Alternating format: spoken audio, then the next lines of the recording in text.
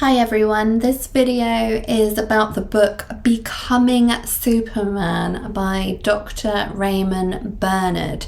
Now, I came across this doctor and author at some point over the years whilst researching for quotes for my books and, information for videos that I make for this channel. And I've used those quotes in previous books, but today I want to talk specifically about this book, Becoming Superman.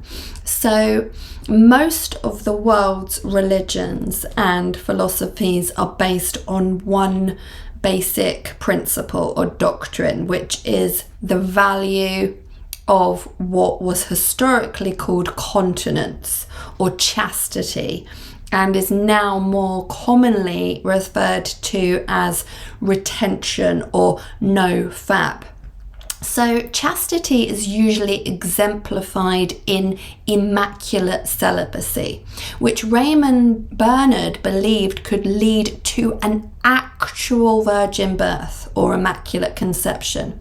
Now, in my view, the virgin birth is a symbol for the inner alchemy and spiritual transformation with the rebirth or resurrection of new life within. But Raymond Bernard thought differently, and I thought that was really interesting as a perspective on the virgin birth and how that could be possible with the restrictions of the physical world that we live in. Now, the physiological value of conserving valuable sex hormones that would usually be lost or expelled is undoubtable. Bernard regards the source of all human energy as procreative energy and views the glandular system, so the endocrine system, as a chained system or series of connecting circuits mutually assisting or depressing each other. He says the seminal glands at the bottom of this chain, in both men and women respectively, have the most power to stimulate and dominate the entire human body. And this makes sense when we consider that the hormones manufactured by these glands that are distributed by the lymphatic system are nourishment for all the tissues of the body. In other words, the procreative glands are the engines of the human body, the generators of organic energy. If conserved, this energy becomes the motive power behind all of the accomplishments of life. The English physician Dr. Naggs puts it like this: strict continence enables the essence of these sexual secretions to be reabsorbed into the body. This not only makes for health, but also builds up those creative, intellectual, and intuitive faculties which show themselves in the work we do. Moreover, when we have learned to control this reproductive function, to turn inwards the mighty forces which it represents, we have solved one of the important problems of existence, which bring us nearer to that superhuman stage to which we must ultimately attain.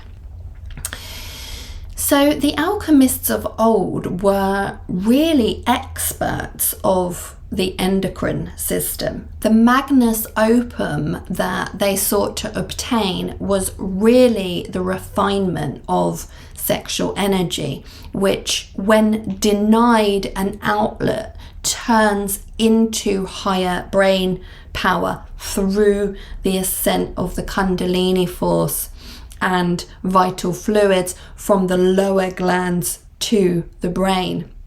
The conservation of this vital force is their fountain of youth, literally, and the secret of physical immortality, which is also known as angelomorphism, as we've said before. The sex glands are centers of phosphorus metabolism, the light bearer.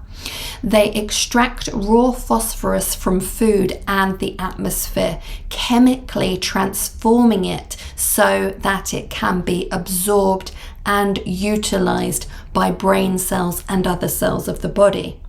If any of this vital fluid escapes, voluntarily or involuntarily, the blood is drained of phosphorus, or phosphorus reduces in our vital fluids, and therefore the brain is deprived of some of its nourishment. Every drop of seminal fluid that is lost from the body promotes disease, degeneration, and mental decline. This is what Raymond Bernard says. He postulates in Becoming Superman that the main cause of old age is a reduction in the quantity and quality of absorbed seminal fluid, and that its cure depended upon enriching the body with this secretion. Now, Bernard attempted all kinds of weird and wonderful ways to increase seminal fluid content in the body, including performing procedures where he transplanted goat or monkey testicles into the body of elderly men. Now, some of his experiments actually had effective and positive results, but only ever temporarily.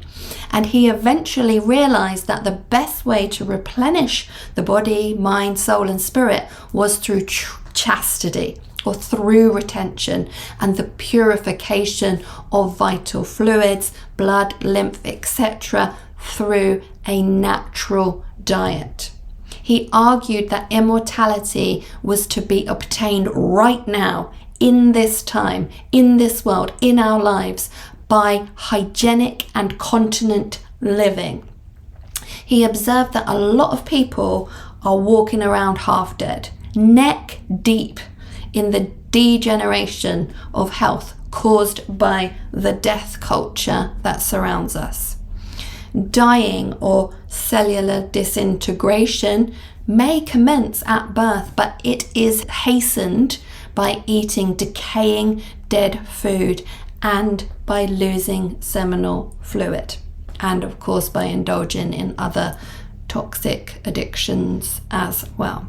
I'm going to read a list of individuals now who lived strictly chaste lives, who observed the rule and practiced the rule of preserving their seminal essences and energies.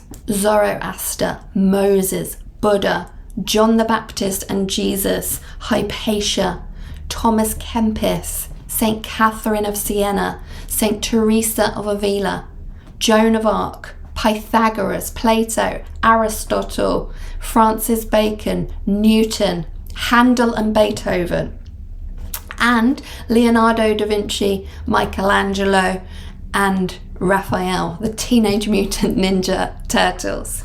In conclusion, this book is very interesting and very enlightening. It really highlights and hits home about the fact that the success of all the world's supermen is not due to spiritual and ethical principles alone, but that it's also due to the physiological act of seminal fluid preservation and transformation. This is what transforms eventually into the biochemicals of enlightenment.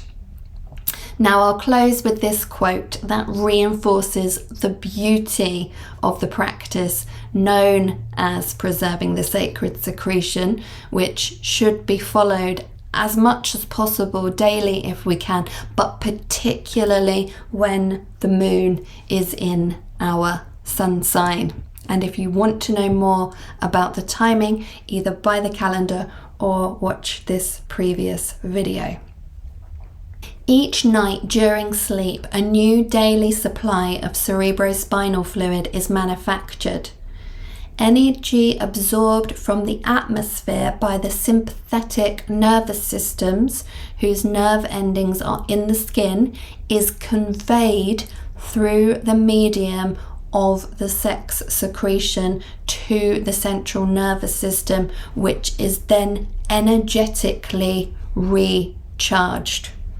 Now, I compel you to listen to that quote again and to even write it down so you can really acknowledge and really absorb the meaning of what's being said there and how it relates to the process of the sacred secretion.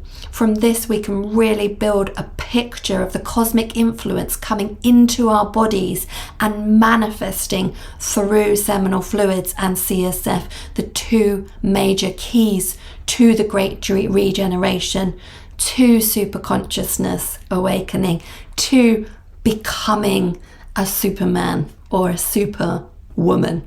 So I really hope that you've enjoyed this video. Thank you so much for watching. As always, the links to my books, courses, and other resources are in the description box below this video. And I pray, as always, that divine love will manifest itself in you all, always, and in all ways. Namaste.